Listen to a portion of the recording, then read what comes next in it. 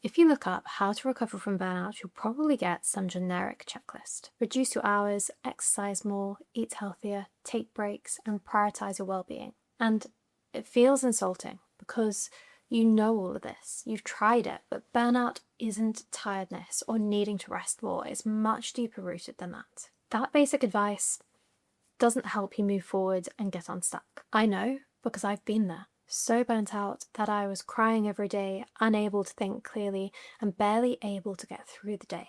In this video, I'm sharing the 5 steps I followed to recover and rebuild myself. It took some time, but it has completely changed my life for the better. Step 1 is pulling on the emergency brake. You have to stop. If you've been living in survival mode, it's only a matter of time before your body gives up. You need a break from the thing that is causing your stress, because right now the stress is building up faster than you can release it, and it is accumulating in your body and making you feel worse. Use what options you have available to you to escape your day-to-day.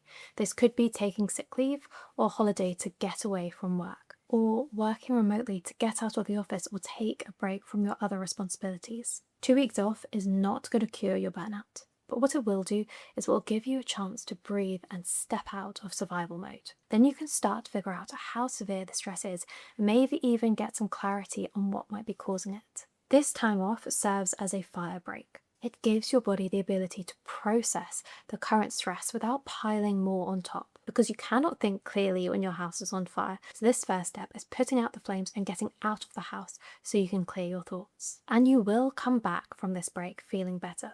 But don't kid yourself that you're fixed. Because if you stop here without solving the root cause of your burnout, it will reappear a few weeks later. So step 2 is asking for help. When I went back to work after taking 2 weeks off, the first thing I did was book in a one-on-one with my manager to ask for more support and re-advocate some of my projects. This became such a clear next step for me after taking the break and feeling the difference in the weight of my day-to-day responsibilities. And because I needed the time to recover at home as well, I asked my partner to pick up a greater share of the household chores so I could find my feet.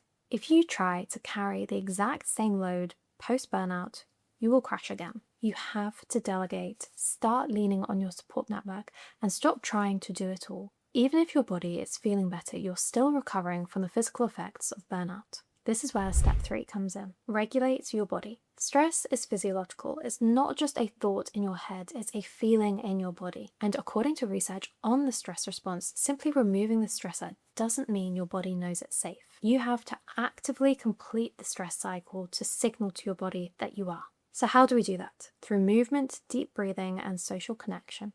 Anything that calms and heals your nervous system. This could be a 20 or 30-minute walk after work, strength training or cardio, breath work, crying or deep laughter, or connection and co-regulation with loved ones. Pick 1 or 2 of these regulation habits and do it daily, especially when you don't feel like it. Many people will stop here because they feel recovered, calm, and regulated. They think they've solved their burnout, but we still haven't addressed the root cause, what made you burn out in the first place. And if you stop without doing this, it will likely come back in the future. Now we need to fix the root cause by removing or reducing the stressors. You've now got some great tools and habits to be able to regulate your body when the stressful events occur. If you keep adding stress into your day-to-day life, you're going to end up back where you were, because you can't outregulate it. I broke down the external, internal, and existential causes in the previous video. If you've watched this, you should have an idea about which of these led to your burnout. For me, there was a mix of different factors: the high achiever trap, lack of boundaries, loss of meaning, and life misalignment. And the common denominator for all of these was my job. Some of these have taken me years to work through and resolve, especially the workplace habits that I'd absorbed. The first step I took was quitting my job, because this got me out of the environment and out of the stress so I could reset and try again. It is so important that you truly understand the specifics of why you burnt out in the first place. But burnout isn't necessarily about doing too much. It's about doing too much of what drains you. I began auditing my week, writing down the tasks and looking at what gave me energy versus what drained it. The more specific you are here, the better you can rebuild your life.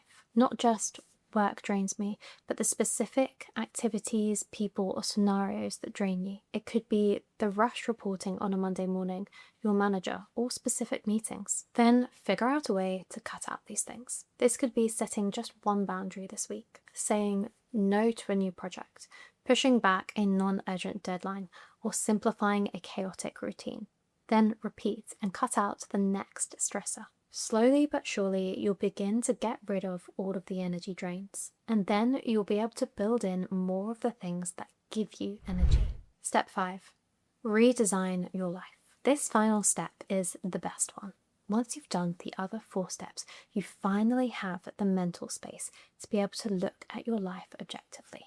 This is where you make the bigger changes to go from surviving to thriving, and it all comes down to one word: alignment. Research continuously shows that deep existential burnout happens when there is loss of meaning, lack of autonomy, and disconnection. So to rebuild, focus on these 3 pillars. Number 1, meaning.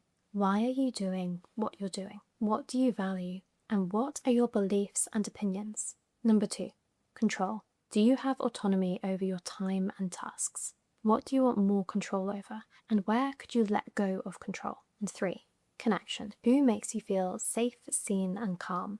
Who do you spend time with that leaves you feeling energized and better? And how do you prioritize these relationships and connections? For me, the things that are important are being outside in nature, the environment and sustainability, people's well-being and holistic health, slow living, creativity, traveling with my partner, and quality time with friends and family. Realizing this is what led me to move from London to Sydney, and why I pivoted my career from luxury fashion to energy. These changes allowed me to prioritize what is important to me, and it is an ever-evolving journey. The things that are important to you will shift as you pass through different life stages and to continue to understand who you are. And as you evolve, you need to adapt your life to who you're becoming. Recovering from burnout isn't about adding more to a broken life. It's about pausing, asking for help, creating good habits, and rebuilding a life you don't need to escape from. There is no timeline for this. It can take weeks for some people and years for others. But start with step 1 and give yourself the grace to heal. If you want a more in-depth video about how to complete the stress cycle and use your biology to help you recover, then I go through this in this video. I'm confident that if you work through these steps, you will not only recover, but you'll build a life that feels incredible, exciting, and authentic to who you are. I mean this because I've done it myself.